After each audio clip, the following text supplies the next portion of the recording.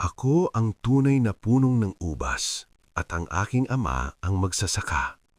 Ang bawat sanga na sa akin ay hindi nagbubunga ay nililinis niya upang lalong magbunga. Kayo'y malilinis na sa pamamagitan ng salita. Kayo'y mananatili sa akin at ako'y mananatili sa inyo. Gaya ng sanga na di makapagbunga sa kanyang sarili maliban sa nakakabit sa puno.